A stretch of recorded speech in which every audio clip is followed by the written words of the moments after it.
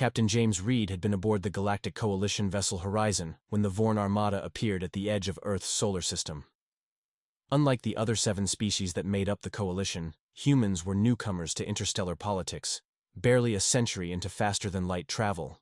The Vorn, with their imposing exoskeletons and reputation for ruthless efficiency, had demanded Earth's immediate surrender.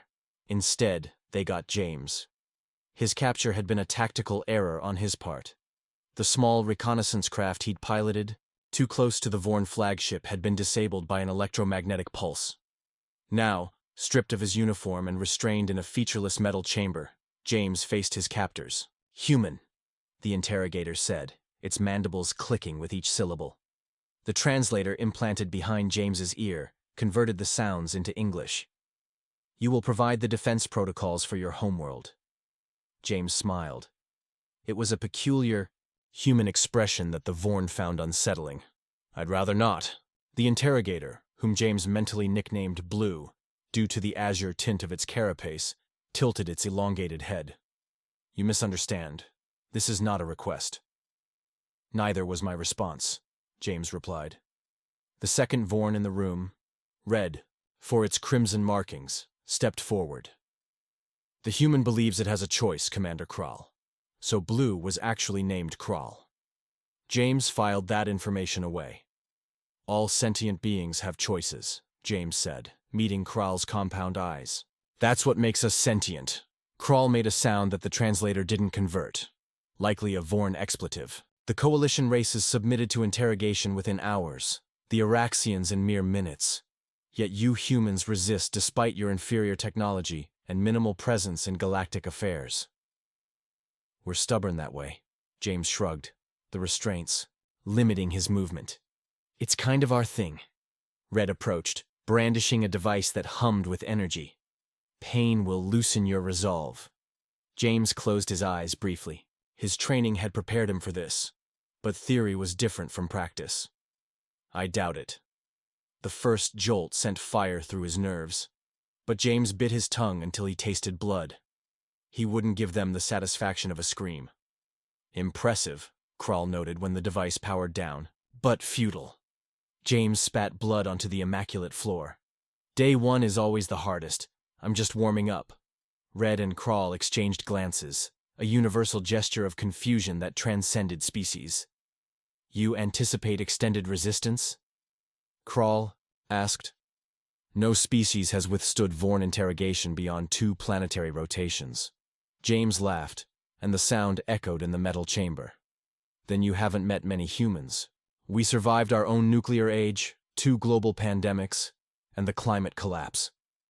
Your little shock stick is just Tuesday for us." "This behavior is irrational," Red stated. "You gain nothing by prolonging your suffering." "I gain time," James replied.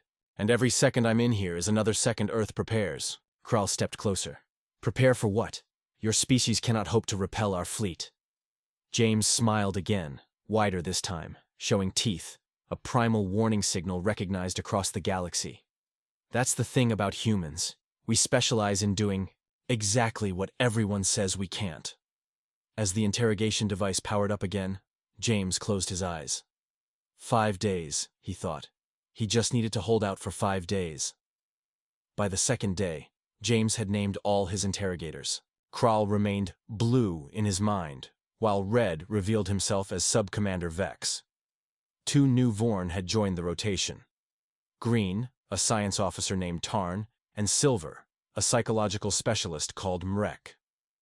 "Your neurotransmitter levels suggest extreme discomfort," Tarn observed, studying a holographic display of James's vital signs. "Yet you refuse sedation." James, now sporting a swollen eye and numerous electrical burns, managed a crooked smile. "Pain keeps me focused." "Focused on what?" Mrek asked, their silver carapace reflecting the room's harsh lighting. "There is nothing to gain from this resistance." James shifted in his restraints, which had been loosened marginally to prevent permanent circulatory damage. The Vorn wanted him alive and coherent after all. "Let me tell you about the Spartans," James said, his voice hoarse from screaming. "Ancient human warriors, 300 of them held off an army of thousands at a narrow mountain pass called Thermopylae. Vex made a dismissive gesture. We have studied your military history. The Spartans were defeated. Yes, James nodded. But they bought time. Time for others to prepare, to survive. That's what I'm doing, Krull stepped forward. Your coalition allies have already withdrawn from your solar system. Your species stands alone. For the first time, James felt a flicker of doubt. Had the coalition abandoned Earth so quickly? No. He couldn't believe that. Wouldn't believe that. We've been alone before, he said, steady despite his pain. Turns out, that's when we're most dangerous. Tarn adjusted a setting on the monitoring device. Your physiology is remarkable. Humans appear physically inferior to most spacefaring species, yet your pain threshold exceeds rational parameters. It's not about the threshold, James explained. It's about what you're willing to endure for something you believe in. Mrek approached, their movements precise and calculated. What do you believe in, James Reed? Your military? Your government? Your species' survival? It was the first time any of them had used his name. A psychological tactic, creating false intimacy. James recognized it but appreciated the change from human nonetheless. I believe in possibility, he answered honestly. The possibility that tomorrow might be better than today. An irrational optimism, Mrek observed, yet consistent with human historical patterns. James laughed, triggering a coughing fit that left specks of blood on his chin. You've been studying us then? Of course, Krull interjected. We study all potential adversaries. Then you should know we're full of surprises. Vex activated the pain device again, but at a lower setting than before. Surprises will not save your planet. As the electricity coursed through him, James focused on his breathing. In through the nose, out through the mouth. An ancient human technique for managing pain. You're wrong, he gasped when the current subsided. Humans specialize in the unexpected, the impossible. Ask the dinosaurs. Tarn tilted his head in confusion. Dinosaurs?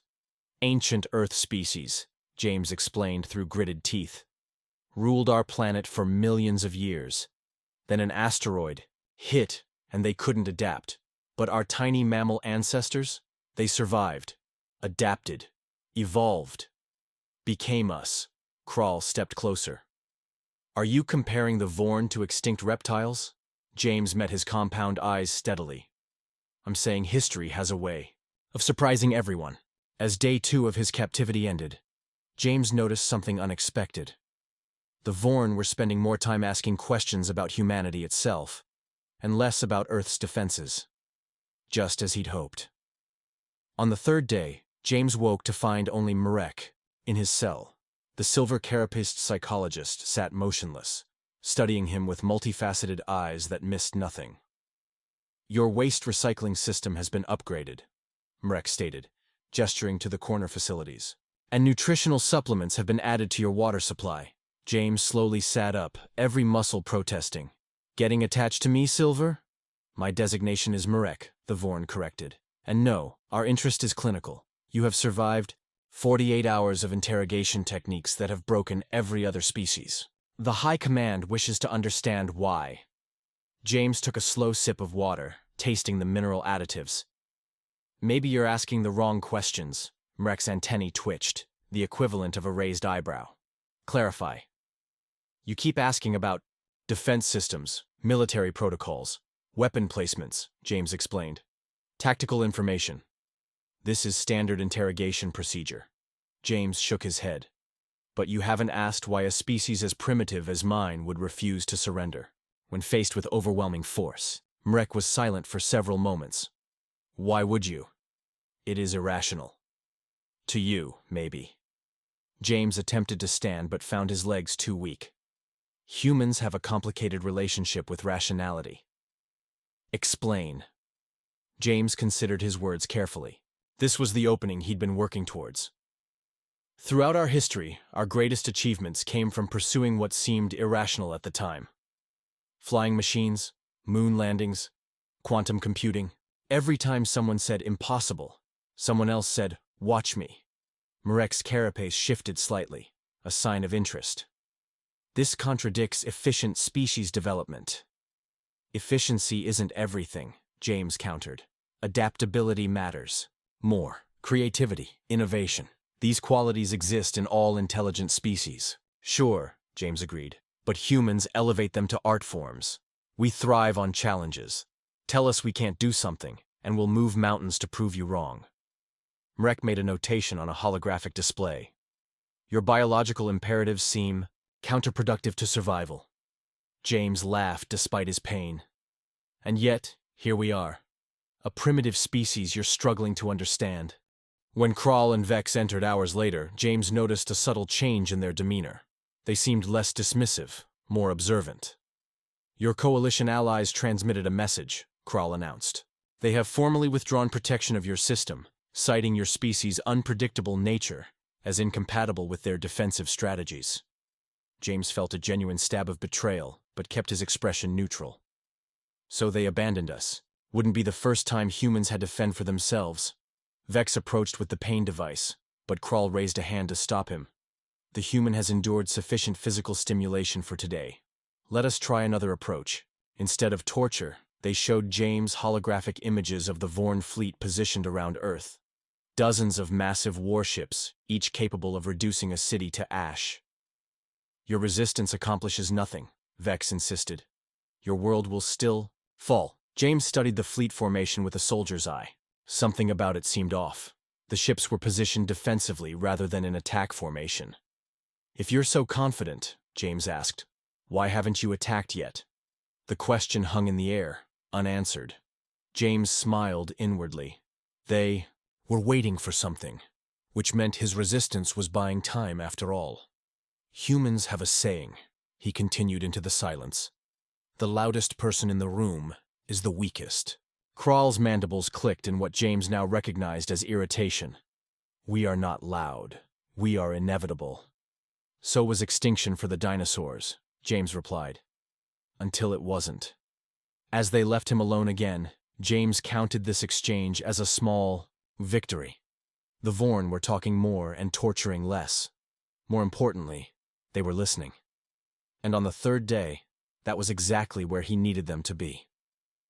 Dawn of the fourth day brought a surprising development.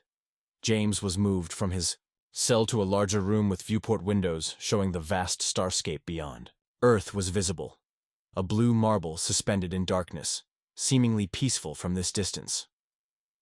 Kral entered alone, his blue carapace freshly polished for what appeared to be a formal occasion.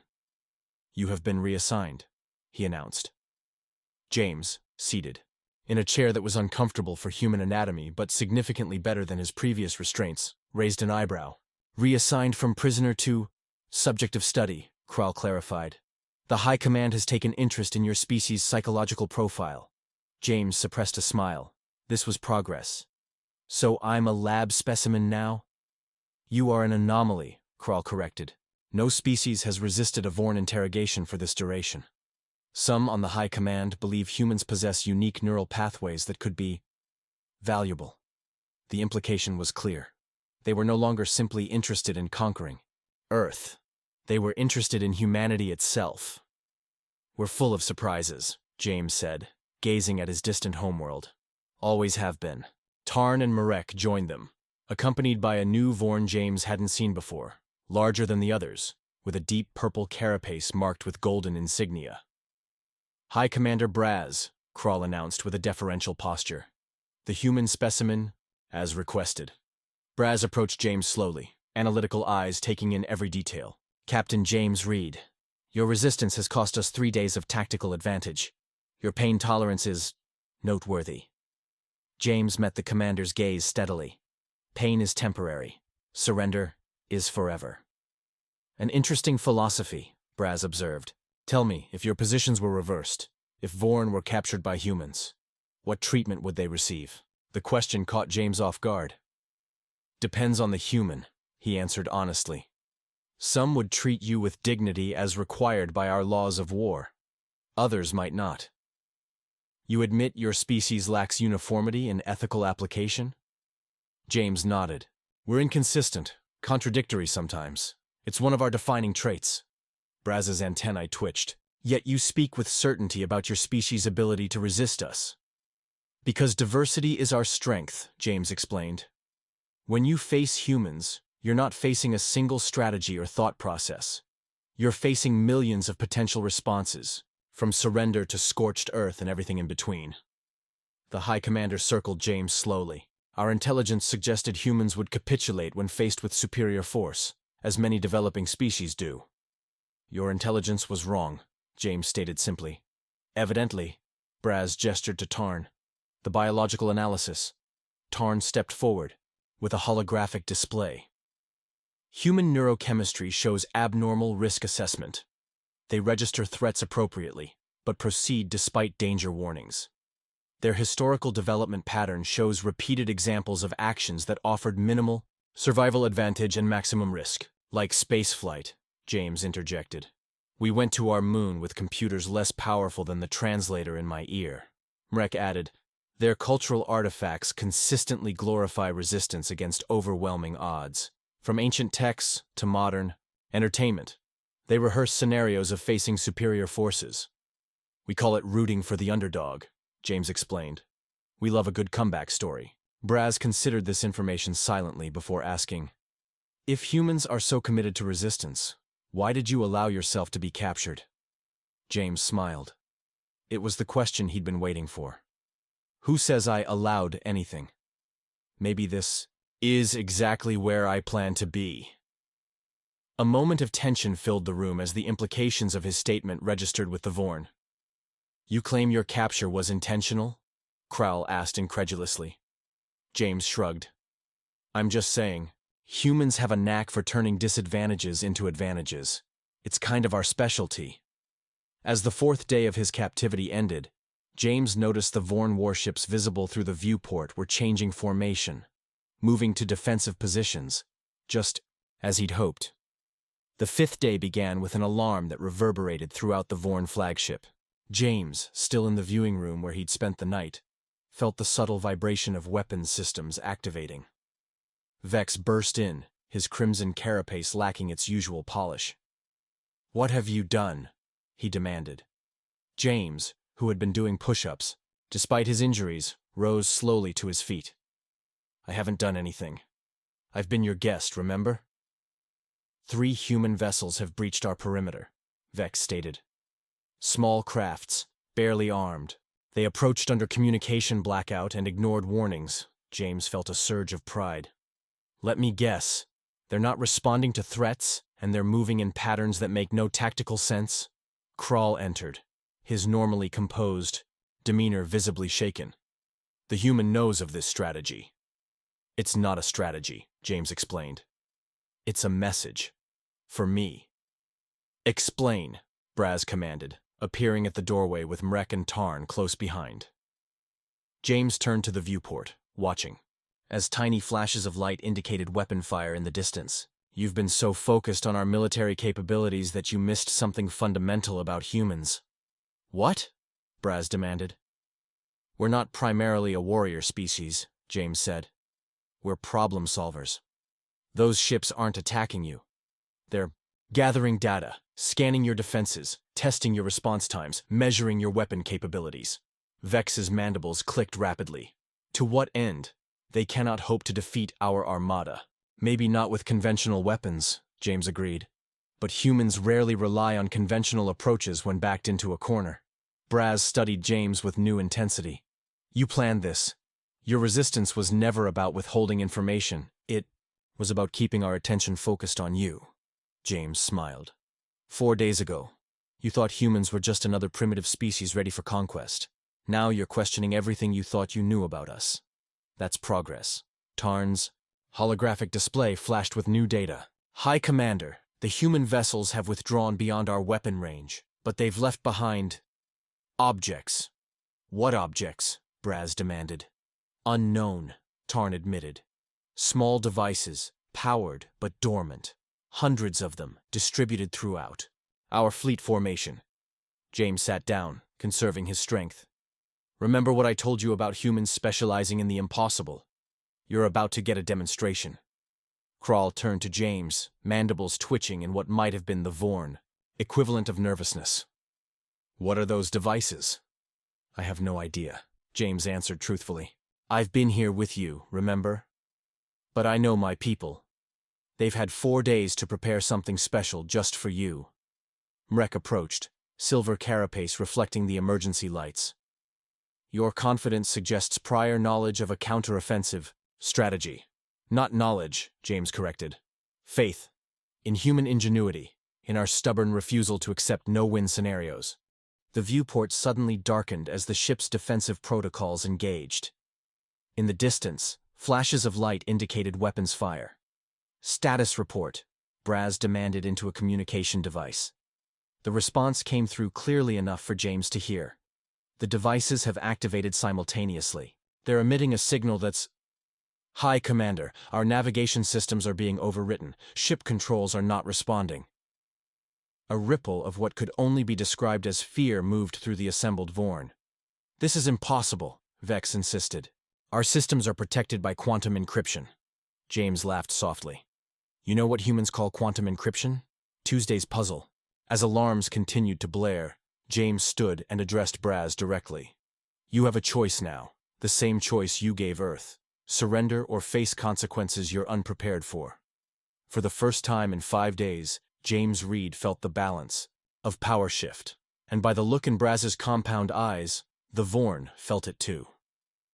The Vorn War Council chamber was unlike anything James had imagined. A vast hexagonal room with walls displaying real-time tactical information and a central platform where High Commander Braz now stood surrounded by 20 senior Vorn officials.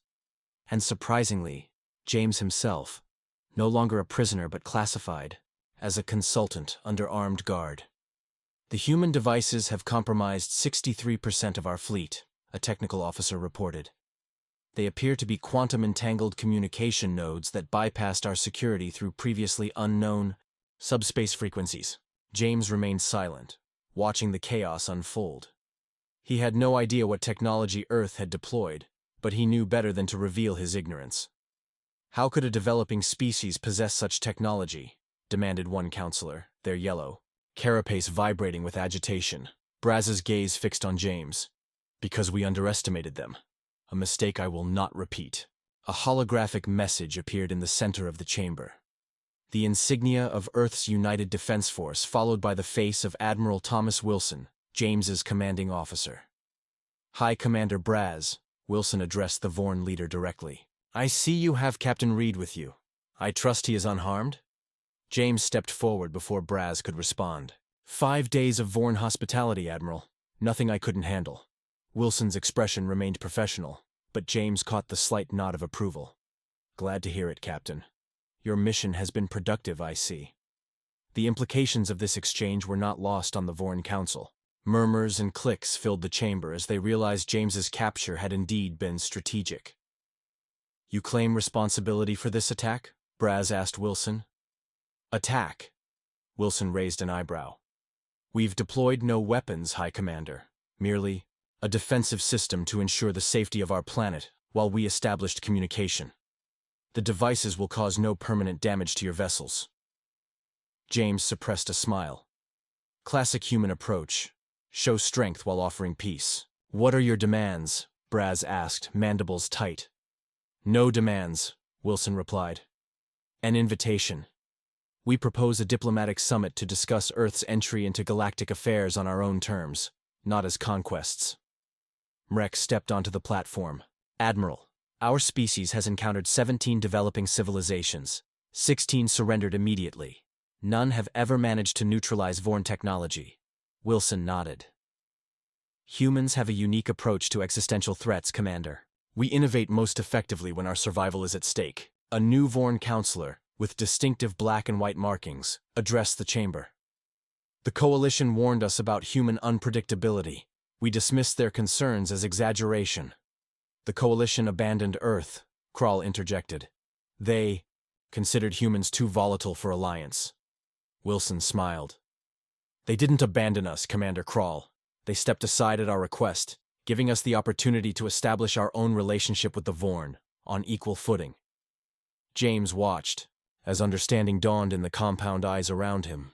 What had appeared to be the Coalition abandoning Earth had actually been a strategic withdrawal, one that had permitted humans to demonstrate their capabilities without interference. "You orchestrated this entire scenario," Braz stated, looking directly at James. "Your capture, your resistance, the apparent Coalition withdrawal." James shrugged. "Not alone. But we recognized an opportunity when you entered our system. You expected submission. We saw a chance to earn respect." A hush fell over the council chamber. For 5 days they had interrogated James, believing they held power. Now they realized he had been assessing them just as thoroughly.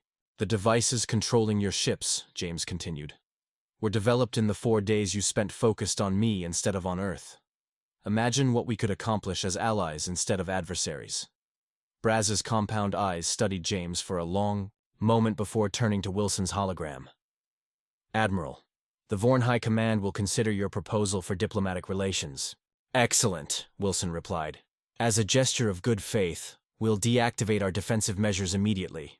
Captain Reed will serve as Earth's interim ambassador until formal diplomatic personnel can be arranged."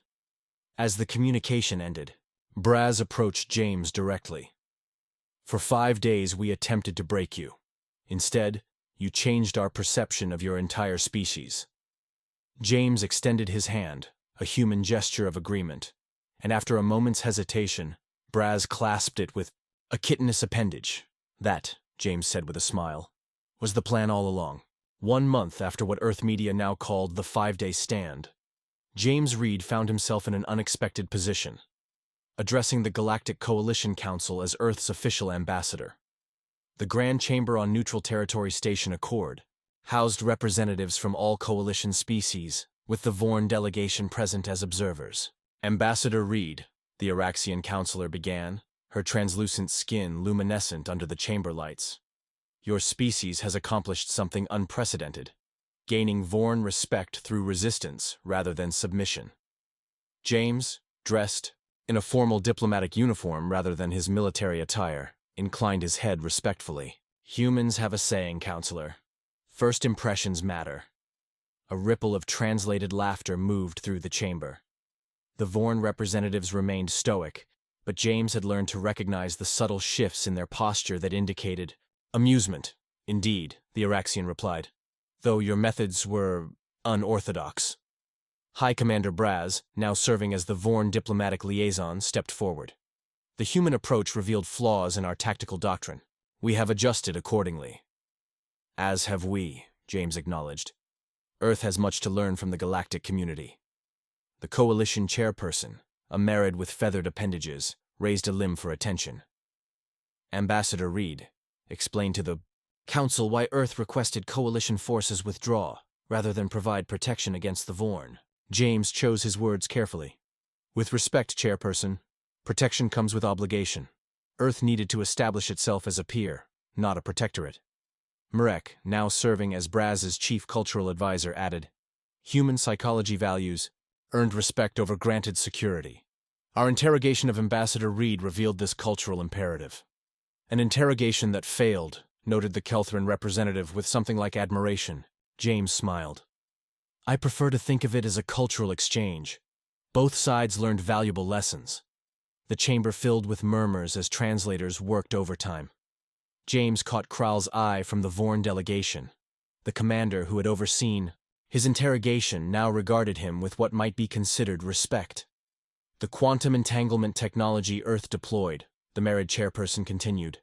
"It surpasses current Coalition capabilities.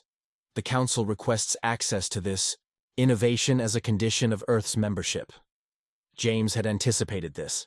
"Earth is prepared to share this technology, chairperson, with all Coalition members, including the Vorn, should they choose to join the Alliance." Silence fell over the chamber. The suggestion that the Vorn, longtime adversaries of the Coalition, might join was unprecedented. Braz stepped forward. "The Vorn Empire has existed independently for millennia. However, recent revelations regarding human potential have prompted reevaluation of our isolated stance." James suppressed a smile. 5 days of interrogation had accomplished what centuries of conventional diplomacy could not, opening dialogue between galactic powers. Humans have a unique perspective to offer, James addressed the council. We're newcomers with fresh eyes. We see possibilities where established powers might see only precedent. The Araxian councilor's skin shifted to a thoughtful blue hue. Ambassador Reed was captured, tortured, and threatened with death. Yet here he stands, offering collaboration with his former captors. This is difficult to comprehend. It's pragmatism, James explained. Holding grudges limits opportunities. Finding common ground expands them. A surprisingly Vorn perspective, Braz noted. Perhaps our species are not as different as we initially believed. As the session concluded, James found himself surrounded by various coalition representatives eager to establish bilateral relations with Earth. In just 1 month, humanity had transformed from an unremarkable developing world to a pivotal player in galactic politics. Later, in a private observation lounge, James stood with Braz watching the distant stars. Your resistance was never about withholding information, Braz stated. It was about changing our perception. James nodded. Humans have faced extinction-level threats throughout our history. We've learned that survival sometimes requires changing the rules of engagement. 5 days, Braz mused. 5 days of interrogation, and instead of breaking, you recruited us. James smiled. That's humanity for you. We're at our best when you think we're at our worst. Braz's compound eyes studied the starscape. The Coalition fears your unpredictability. The Vorn now respect it. Which response do you prefer, Ambassador? Neither, James replied honestly. Understanding would be better than either fear or respect. That's what I hope we're building now. As they stood in companionable silence, James reflected on how far things had come. 5 days of interrogation had changed the course of galactic politics. 5 days had transformed enemies into allies. 5 days had secured humanity's place among the stars. 5 days had been all it took for one human to change their minds. The end.